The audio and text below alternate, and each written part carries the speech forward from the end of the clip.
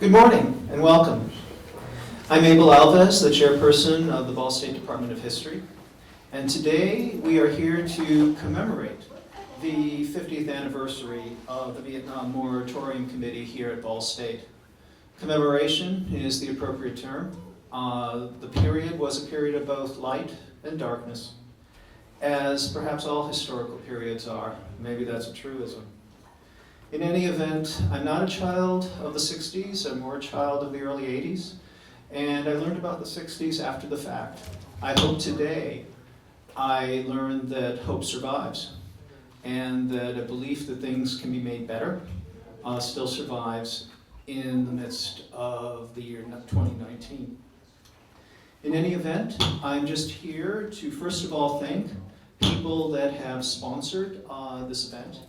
The Ball State University Center for Peace and Conflict Studies, the Center for Middletown Studies, the College of Sciences and Humanities, the Honors College, University Libraries, Archives, and Special Collections, and the Departments of Communication Studies, English, History, Psychological Science, Philosophy and Religious Studies, and Sociology. We'd also like to thank a number of private donors who have contributed to this event. Without further ado, I'd like to introduce Dean Maureen McCarthy of the College of Sciences and Humanities. She will actually start things today, and the conference is about to begin.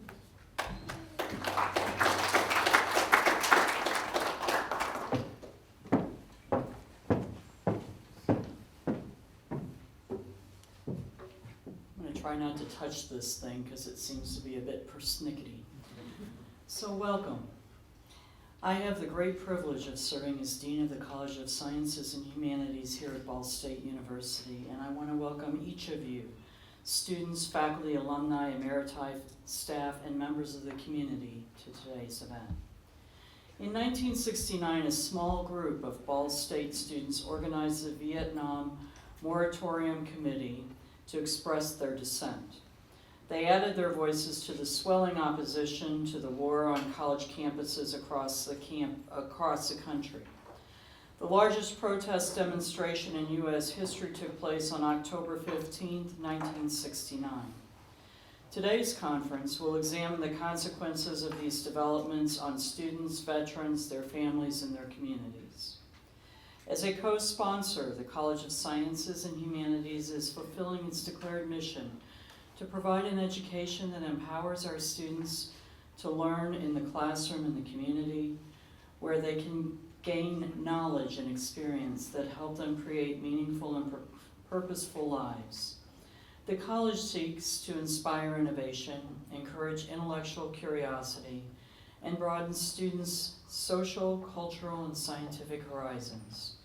These aims coincide with the conference's mission, which hopes to inspire a conversation across generations about the role of grassroots activism aimed at addressing the promotion of peace and the reduction of conflict in ways that are relevant and contemporary.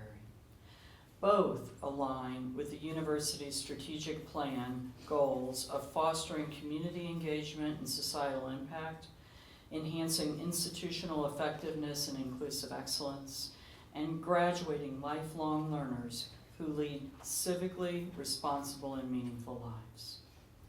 Now, allow me to present conference co-convener, Dr. Michael Doyle, Associate Professor Emeritus of History.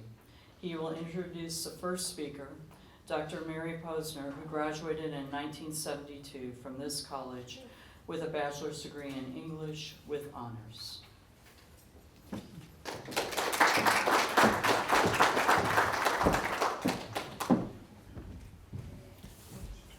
Thank you so much, Dean McCarthy and Professor Abel Alves for opening the conference for us.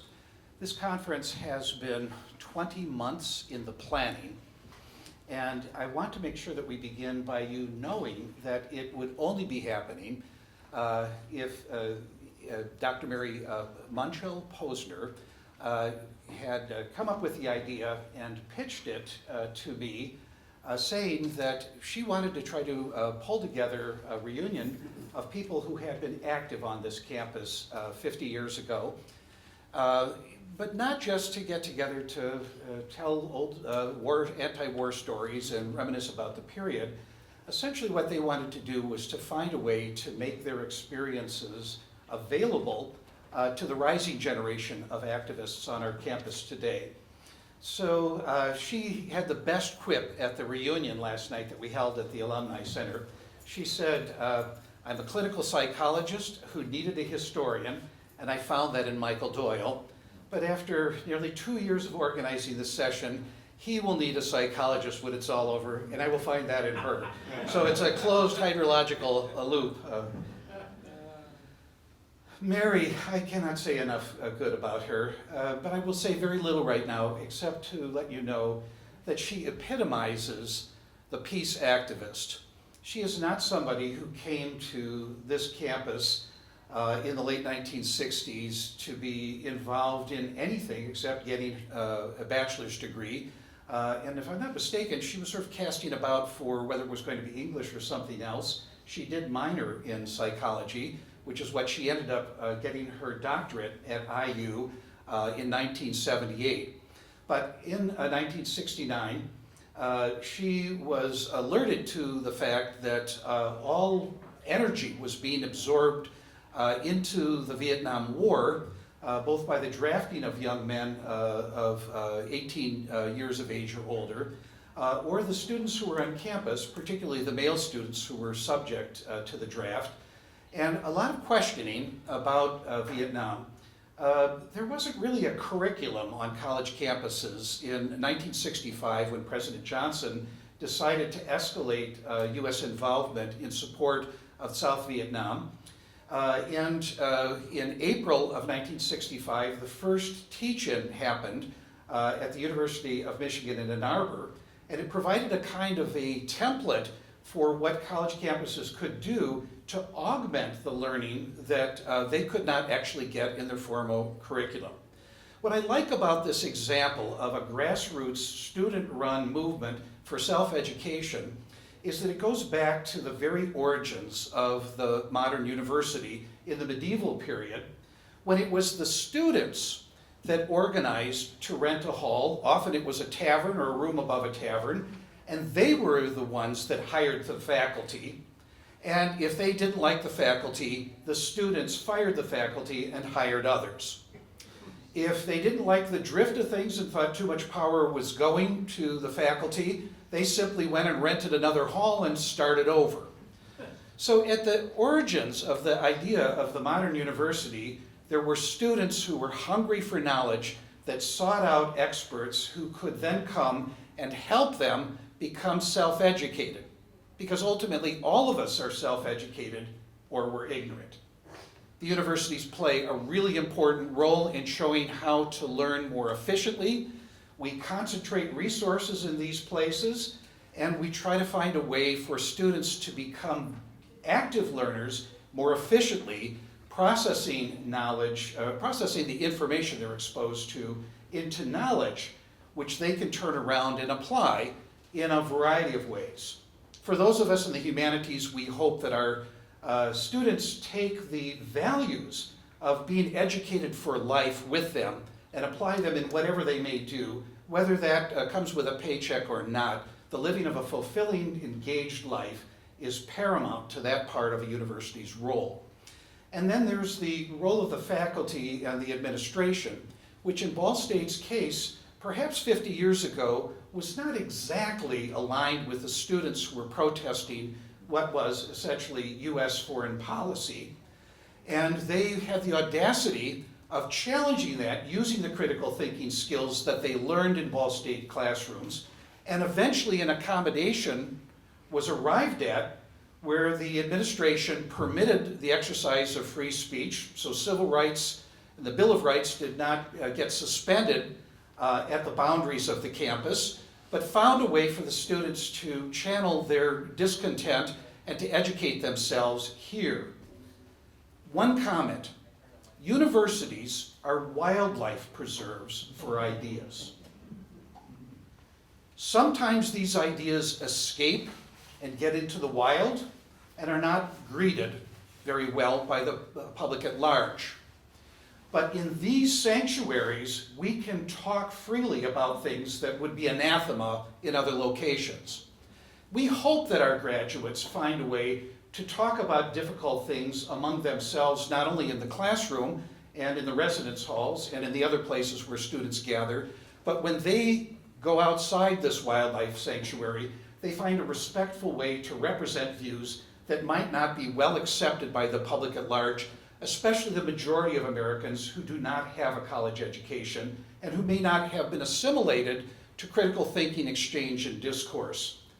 And because we're at that point in our political life right now that in some ways eerily resembles 50 years ago, this is an excellent time to come back together and take stock of what was happening then and what could possibly be relevant to the current generation of those on campus who are the 18 to 22-year-olds, who themselves are trying to figure out how can we help make the world better through our collective action. So what I would invite you to do today is to listen to Mary's story about how she went from being just a regular student here to somebody that helped organize an effort that attracted national news attention, and then went on to a career that it continues her desire to serve underserved populations by working as a clinical psychologist in Tell City, Indiana, where she is the only practicing psychologist for her entire county in that Ohio River part of Indiana. And she doesn't even have a receptionist, an appointment secretary, or a billing secretary. Mary does everything herself, and she helped to organize this conference.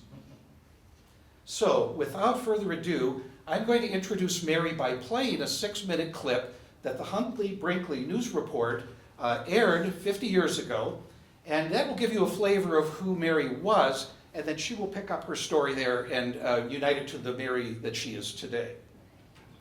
So let's see if we can get the tech to work.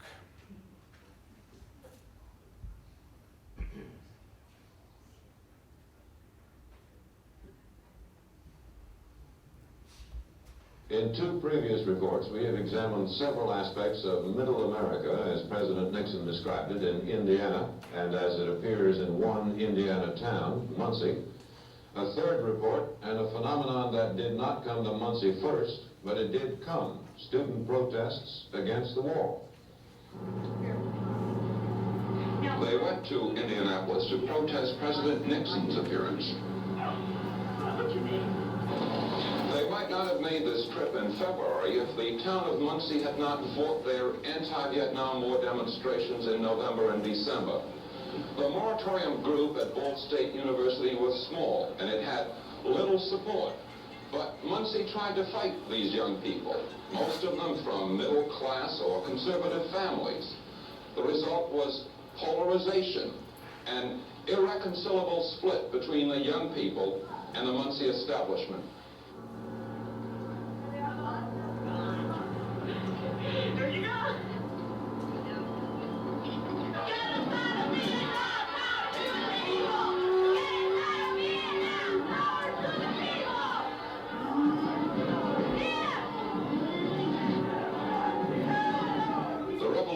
Upon whom Muncie's anger focused was Mary Munchell, a 20-year-old English major at Ball State University. She is from a large Catholic family which lives a quiet life in Indianapolis.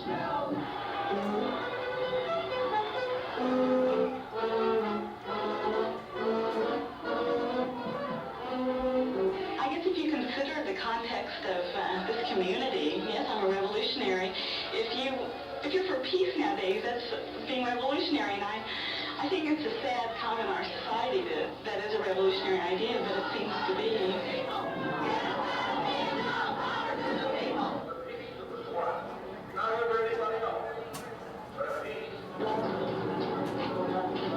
Since last September, when Mary Munchell organized the Vietnam Moratorium Committee, she has led all the anti-war protests at Ball State University.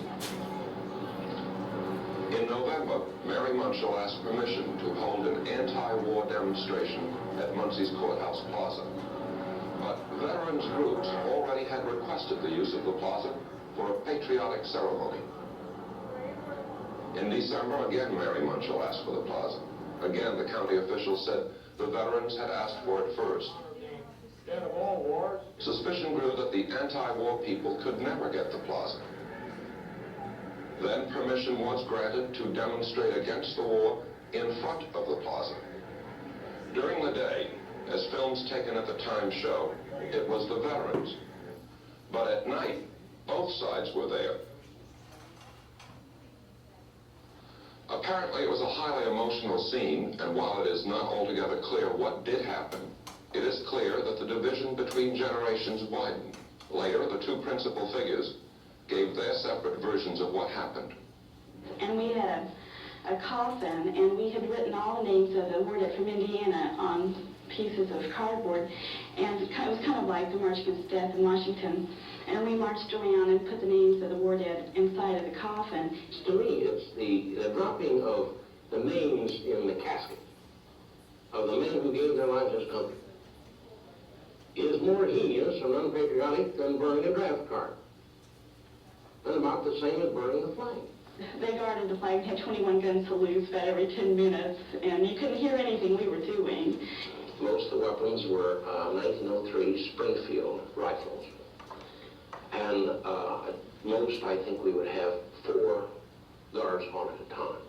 The gunfiring was just really vicious, and they, at one point, one of the veterans said that if, like we were raising our hands in the peace sign, he said, if you raise your hands any higher, we'll shoot your fingers off.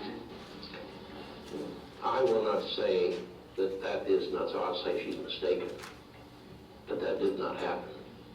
One girl in our group started crying because just the sound of the guns, I mean, they are so loud, it just, you know, shakes you up. And also, while you're putting the names of the war dead in the casket and you keep hearing those guns, it kind of brings it even more to life that those guns can kill.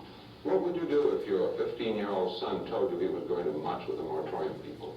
I'd sit down and talk to him and explain to him why he shouldn't be there. He knows what this country stands for. He knows why we're in Vietnam and why we have to be there. Supposing you couldn't persuade him and he said, I'm going to march. Then I would exercise the prerogative of the father. What does that mean? Well, he would receive some type of punishment.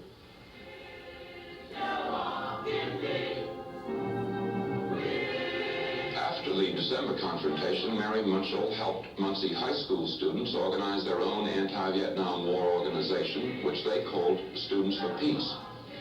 In mid-January of this year, the high school group, Mary Munchell and her college moratorium people, and other angry minorities, including some teachers and a considerable number of blacks, joined in a church service.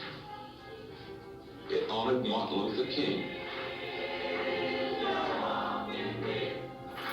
spoke against the Vietnam War, and if only temporarily, meant that Muncie was faced with a new force.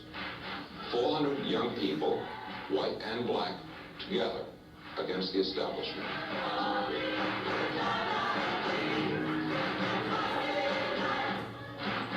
Dean Braylis, NBC News.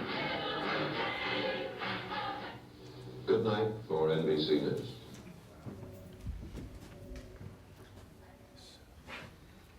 Let me see if I can get out of the screen and back to the PowerPoint. So let's see how to make my lights up here.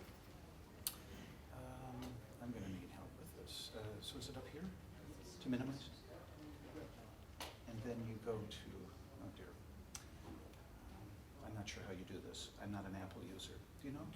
Okay, there we go. What I was just going to mention parenthetically, the Huntley-Brinkley report was one of the first nationwide evening news reports that went to a half an hour right before this report was done. The producer was Shad Northfield, who happened to be somebody who wooed my mother in college, and then he went off to war with my future father and were wounded in the invasion of Germany. So that generation was the World War II vets, and there was a lot of consternation between them and those people among their children for whom they had fought for their freedom to come and tell them that they were opposed to war. So would you please welcome Mary, and she'll take it from here.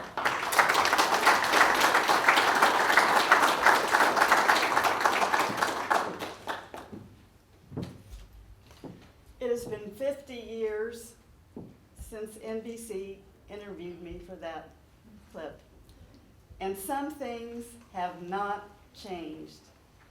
If being for peace is revolutionary, then I am still a revolutionary.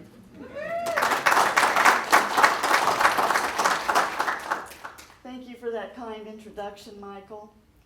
I also want to thank Michael for co-chairing this event from the very beginning. We have been a real team. This conference would not be taking place without his tireless efforts to make it happen. There are several other people I wish to thank.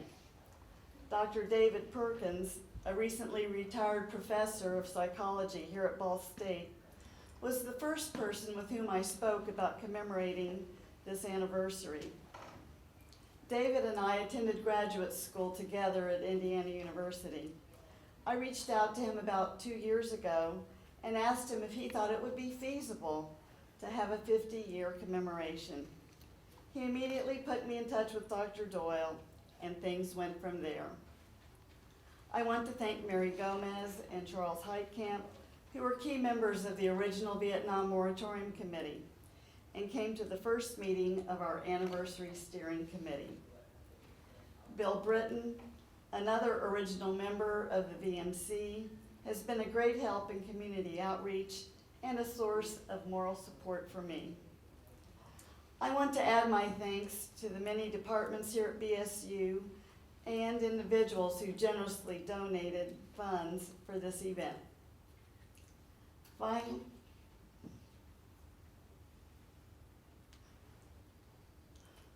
Finally, I want to thank my husband.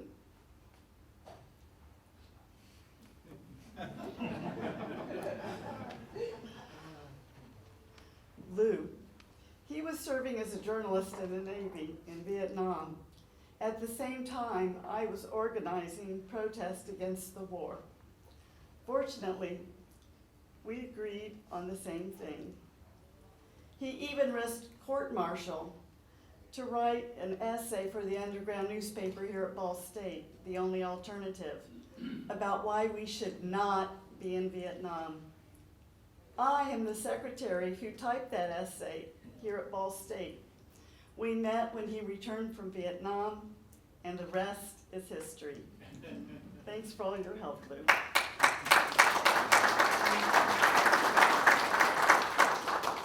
So, why are we commemorating something that happened 50 years ago? Because thousands of people around the world continue to protest war and social injustice and to advocate for peace, freedom, and equality. The issues have not gone away. I have actually thought about what we did on that October 15th of 1969 every year for the past 50 years. And I feel proud that I was involved in such an historical moment of our nation's history. I often think about the people who participated at the time, and it was a pleasure to reunite with many of them last night at dinner. It is not widely known that Ball State students were involved in anti-war protests. So I think it is incumbent upon those of us who were there at the time to share with you what we were able to do and how rewarding it was to do it. Today, we want to rekindle the spirit of that Vietnam Moratorium Committee. Our country is facing many challenges these days, and current Ball State and high school students and people from the Muncie community may think there isn't much they can do, but there are many things you can do.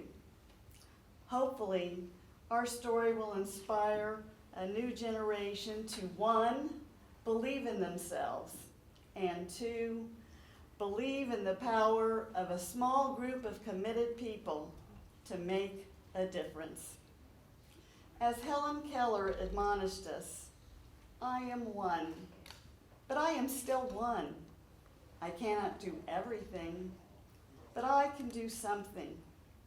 And because I cannot do everything, I will not refuse to do the something that I can do.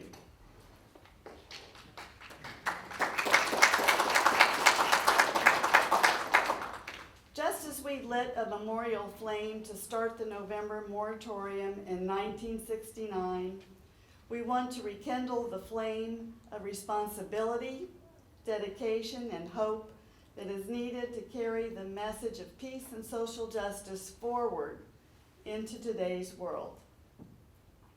To put things in context, we can ask, what were things like at Ball State in 1969? Back then, there were only about 17,000 students compared with today's 23,000. Back then, tuition was $540 annually. Today, it's about $16,000. Wow. We used rotary phones with long cords instead of smartphones. We typed our papers on manual typewriters rather than laptops. The biggest appliance in our dorm rooms was a popcorn popper. Female students often wore skirts because that was expected in some classes. During the same month that the first Vietnam Moratorium Committee held its first protest, 600 male students staged a panty raid. It is hard to even imagine that now. But there was always a small group of students attempting to bring attention to important current issues. I believe that this impulse is still true today. The activist fair and poster session that will take place outside this room later on today is proof that that kind of involvement is still alive. Prior to the Vietnam Moratorium Committee's activities, there was little interest on the BSU campus in protesting the war in Vietnam.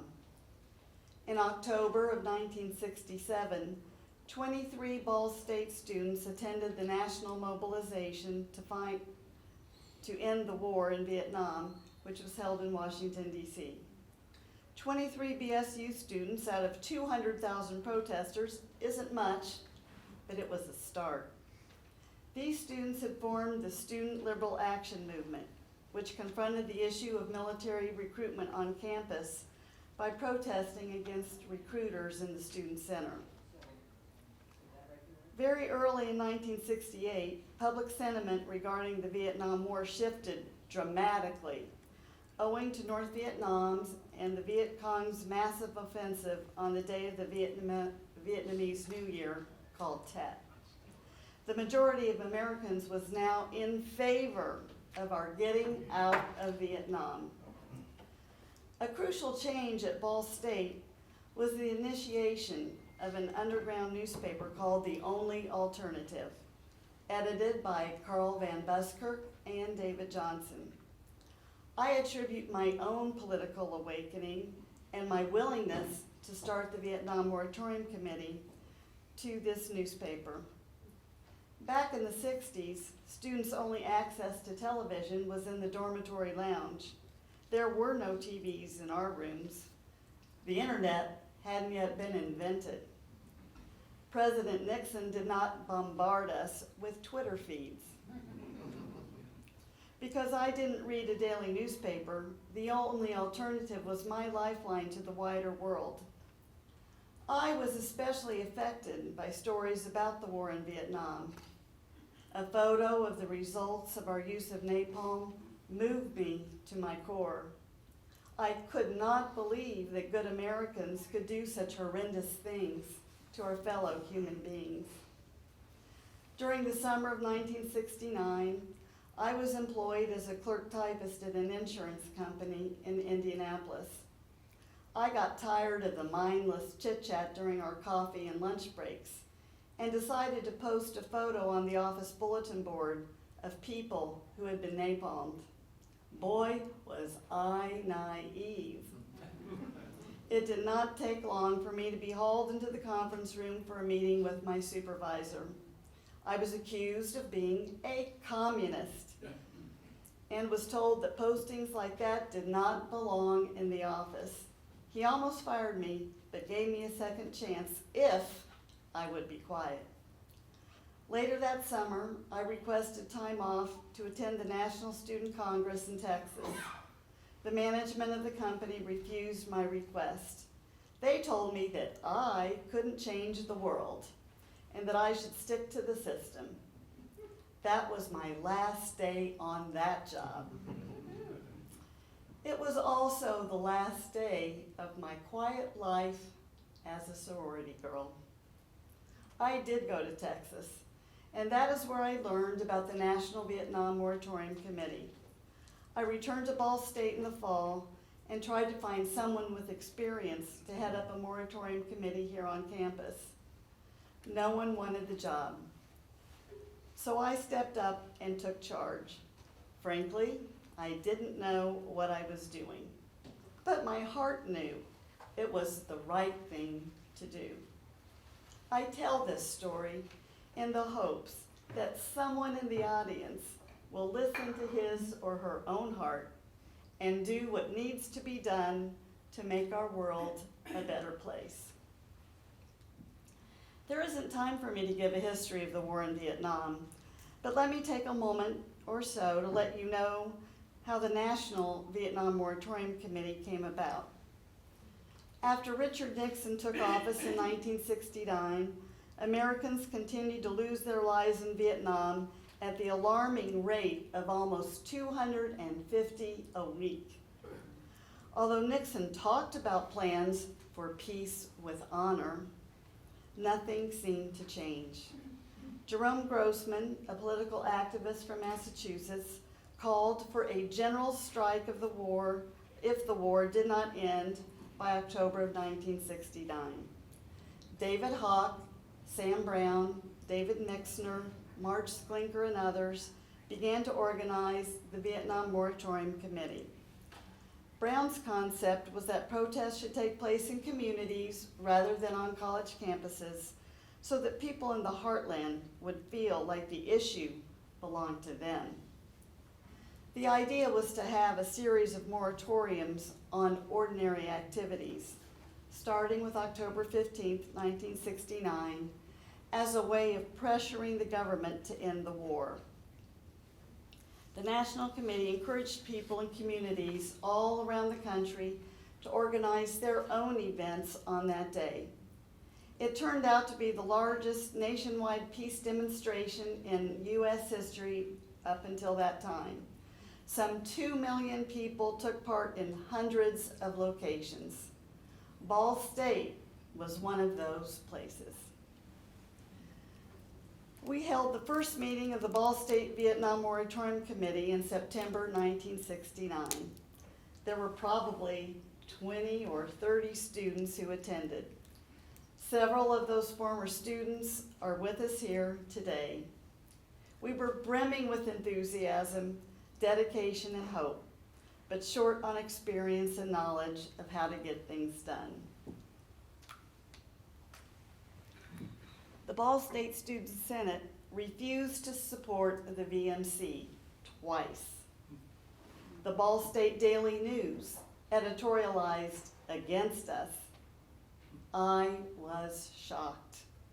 I knew we would have an uphill battle, but this was the first sign of what a steep incline we were facing. We were truly on our own. Our little group worked feverishly to plan a program for the month of October. We were lucky to have political science professor Quentin Davis as our faculty advisor. Our focus was on education. We believed that if people were educated about what was going on in Vietnam, they would naturally want to put an end to the war. We printed leaflets about the war to hand out, ordered buttons to sell to raise money, organized teach-ins and speeches on various aspects of the war, and showed a film. We made a decision to read the names on the steps of the administration building of all the American servicemen who had already died in Vietnam. we planned to end the day with a memorial service. It was hard to sleep on the eve of October 15th. We didn't know what to expect. We woke up to a beautiful fall day and were very grateful for that. We had scheduled events throughout the day. The Newman Center, the place where Catholic students gathered, declared a Peace Week and held a special Mass. Members of the committee, including myself, took turns reading the names of all the servicemen who had died in the war. As each name was read, the people gathered around said the words, "is dead," in a somber tone.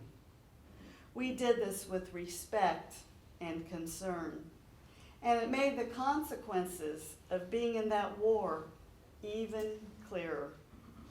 More than one of us cried after we read our list of names. It took 24 hours to read them all. The reading of the names of the war dead proved to be extremely controversial. Many people felt it was a betrayal to use the names of men and women who had believed in what they were fighting for. Our committee believed that the true betrayal was by Nixon, Lyndon Johnson, and presidents and administrations all the way back to Dwight D. Eisenhower. Our local committee always supported our veterans both on and off campus. We didn't want any more soldiers to be killed for a manifestly unjust cause. Benner Davenport, who is with us here today, started Veterans for Peace on campus. And many vets returning to the States, including my future husband, bravely wore buttons proclaiming that they were Vietnam veterans against the war. I should note that a different kind of movement sprang up at Ball State while we were planning protests against the war. Mary Lynn Whitcomb started Project Faith and gathered over 4,000 signatures in support of President Nixon. Her main argument was that our president knew more about what was going on than we did, so we should have faith. I have to agree that President Nixon did know more than we did, and he and his administration and military commanders lied to us about what was really going on over there in Vietnam. Later, the bombing of Cambodia showed us the extent of all of Nixon's lies. We had barely recovered from the October event when we had to begin preparing for the November moratorium. In order to avoid diverting attention from the issues of war, we decided to omit the reading of the names of the war dead. We also had to prepare for 2 days, since the original idea of the National VMC was to add 1 day of civic action each month until the war ended. On campus, we focused on handing out leaflets, sponsoring forums and speeches, and the lighting of a memorial flame. At least 250 people marched to downtown Muncie one evening to hear a speech by John Balaban, a professor from Penn State who had gone to Vietnam on humanitarian missions several times. The Daily News actually praised our peaceful efforts for a change. The day after our own protests concluded, 35 of us traveled to join 400 protesters in Washington, D.C., some of them in boxcars apparently, for what was then the largest anti-war protest ever held. I still have my black armband and button from that day. But no rest for the weary. As soon as we got back, we started planning for the 3-day moratorium in December, which was focused on distributing leaflets in the community. As the earlier NBC report documented, we were unable to get a permit to use the courthouse plaza itself. but we decided to protest in front of the plaza. You already heard what happened there. I can still hear the sound of those guns being fired over our heads. Fortunately, moratorium days were reduced to just one in January. Local high school students led the organization efforts for a celebration of Martin Luther King's birthday on January 15th, and we filled the church in South Muncie. We also focused on working in the community and canvassing students in dorms. February was our opportunity to confront President Nixon head on. He was coming to Indianapolis, and we intended to be right in front of him, or so we thought. Our group headed to Indianapolis on a bus with signs that said, "Books, not bombs." We were confined to an area behind some buses so that we could not be heard, but be seen. School bands played in front of us so we could not be heard. And police on rooftops aimed rifles at us so we could not get out of hand. Our efforts in March focused on draft resistance. Over 140 potential draftees signed a We Won't Go petition. I think our keynote speaker will have more to say about that later on. Following the televised report by NBC News that you saw at the beginning of my presentation and the persistent efforts of Charles Heitkamp, we finally got permission to use the courthouse in Muncie for the next moratorium in April. In April, the VMC observed a 3-day fast. The proceeds of the money saved by not eating were to be donated to help refugees and injured civilians in Vietnam. Many of us fasted, but the university refused to reimburse the money saved by skipping meals, so very little money was raised. The chairman of the National Vietnam Moratorium Committee, Sam Brown, was our major speaker at our downtown taxpayers rally. It was our biggest rally so far and attracted 350 protesters. David Kamens, here today, who was running for Congress on the Republican ticket, kind of facetiously, I believe, also spoke. After the April moratorium, the National Committee was disbanded due to massive debts.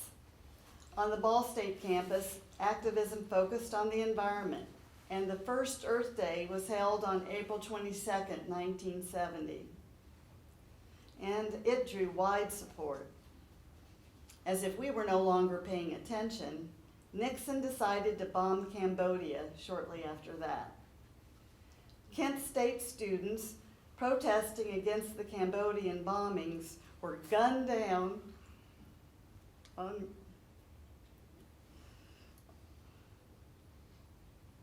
just thinking about that is just so horrible. They were gunned down on May 4th by the National Guard. The newly formed New Left Coalition at Ball State immediately organized a protest, and the student body was finally awakened to our cause. Over 2,000 people participated in a sit-in demonstration, and President Pruis agreed to fly the flag at half-mast. Some demonstrators were clearly against the invasion of Cambodia. Others were shocked of the murders of 4 students in neighboring Ohio. During the final month of the academic year, Students for Peace and other causes struggled to find their way. We expanded our concerns from a focus on peace in Vietnam to other issues, such as racial equality, women's liberation, and the environment. We encouraged people to volunteer in the political campaigns of peace candidates, and many of us did that. Our small but mighty cadre moved on with our lives, but most of us have continued to fight for peace and social justice in our own ways. in any way we can. So, as I look back over 50 years, what lessons do I have to share about how to make a difference in today's world? First of all, you have to be able to imagine. As John Lennon encouraged all of us to do, imagine all the people living life in peace. Second, you have to try. Martin Luther King said that the arc of the moral universe is long, but it bends toward justice. Bruce Springsteen later added, and that arc doesn't bend on its own. Third, you have to find an issue that moves you. For me, it was the picture of those bodies burned by napalm. I don't know what it will be for you. Perhaps it will be the photo of a young father and his toddler curled in a final watery embrace after a failed attempt to immigrate to America, the land of opportunity.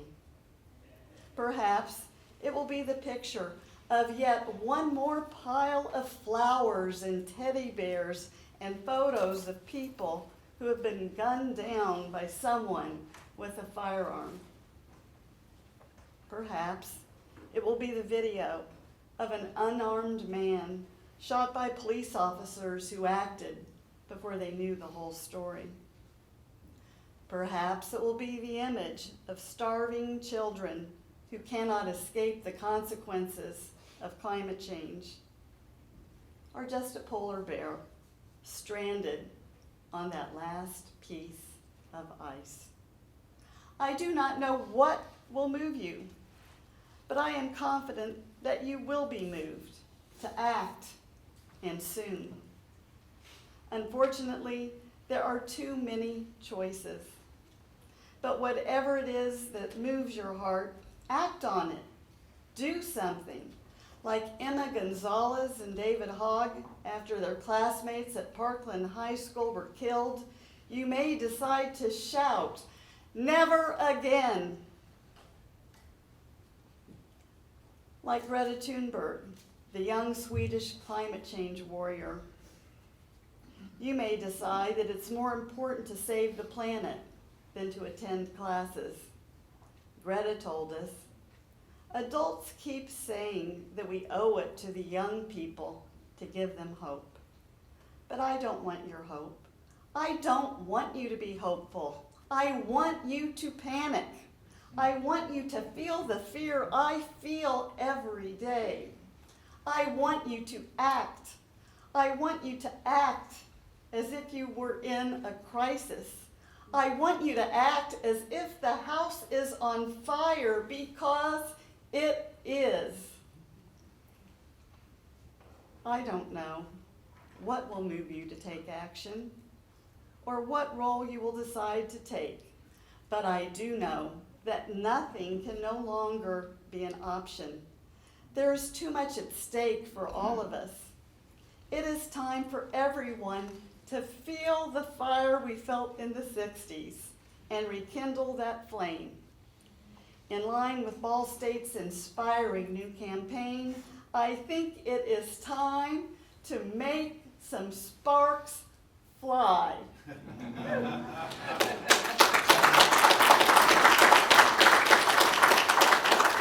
can do it. Thank you.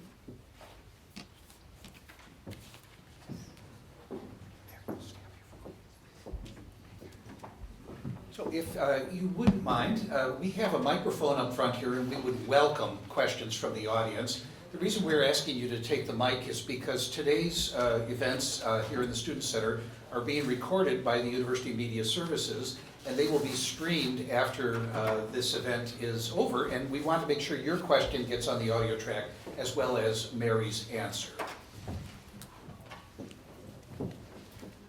So I'd just like to welcome everyone, and do you have a question? Thank you. Thank you so much for your talk. That was really inspiring. My question is about, you mentioned that you had a faculty advisor, but I was also wondering about other faculty involvement in those months. Were they coming to the events? Were they participating? What was the faculty involvement like in the moratorium committee? Okay, thank you. That's a good question. Quentin Davis, of course, was our main faculty support. David Kamens, who was a history professor, he's with us here today, was supportive. Dr. William Miller, who I had the pleasure of having as a professor in my American literature class, was supportive. Many faculty, including Dr. William Rinke from the psychology department, really believed that the focus should be the students. However, he traveled to Cincinnati and somehow, almost accidentally, got involved in a protest there and got arrested and spent some time in jail. So we know that a lot of faculty supported us, and they didn't attend meetings of the Vietnam Moratorium Committee, but they did join us at times.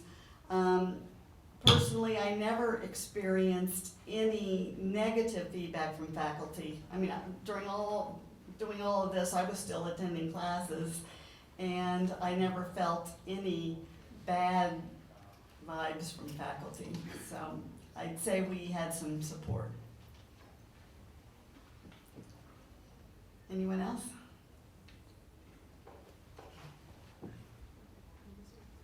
So I wondered, we saw a picture last night at dinner of, it looked like one of the factories in town with a banner for Kennedy, and I'm guessing that was Bobby Kennedy's visit in the spring of 1968, on the same day that Martin Luther King was assassinated. I think you would have been a freshman then. Yes. Right, and I wonder if you could just comment on that experience and the way that that may have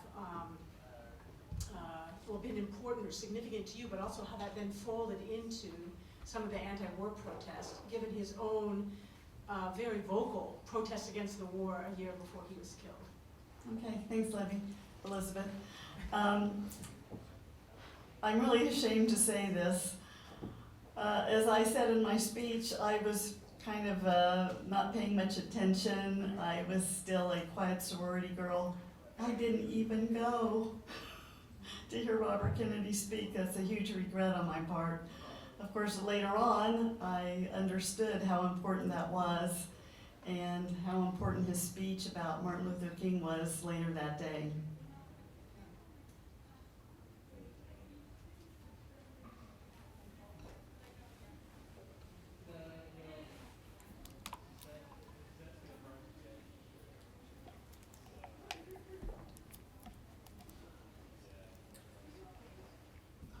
Turn this slightly so I'm speaking out as much as to you. My name is John McAuliffe. I'm from New York, from an organization called the Vietnam Peace Commemoration Committee, and also my own organization, the Fund for Reconciliation and Development. For the last, and I have a local tie, during exactly these years I was in Indianapolis doing ostensibly alternative service, but actually putting out the alternative paper in Indianapolis, the Free Press, and organizing for People's Peace Treaty and May Day. And I am racking my memory. Somehow, I don't remember, which shows how isolated you were in terms of the Nixon protest. I mean, it's hard to imagine. Maybe the Pulliam papers didn't bother to mention it to us at that point. But I wanted to say for the last 7 or 8, 9 months, we have been trying to encourage this kind of event to happen all over the country. We have a list of a couple of thousand people who are active in the anti-war movement. There are 2 or 3 one-off events happening, a half dozen one-off events happening, somebody's speaking. But this is far and away the premier event looking at that history and the consequences of that history, and we had nothing to do with it. I mean, if you want to talk about the model of the moratorium, of encouraging people from the grassroots to create, this is the model. We're doing an event in Washington November 15th, and I'm hoping now that we can get married and come to it to participate in it, because with Peter Yarrow and Cora Weiss and Christopher Appy and a whole bunch of other people who are active in veterans work, David Courtwright from Notre Dame. So, I mean, this process will continue. I was struck last night, and you repeated again today, how the seeds that you planted flowered after Kent State. And that happened all over the country. If the moratorium was powerful, the student strike that followed Kent State, 700 universities, colleges went on strike. And it's lost a little bit because there was violence in about 30 campuses. ROTC buildings were burned. But in most places, that's not what happened. But essentially, schools were stopped for the rest of the year in many places. And so what this process, the last thing I wanted to say is that we saw with the student anti-gun march and the women's march before that, that model of nationwide emergence, again, is following that path that you and many, many others set. So thank you very much for today, and I hope we will do our best to let other people around the country know about it, because you have, again, set a standard. Thank you, John.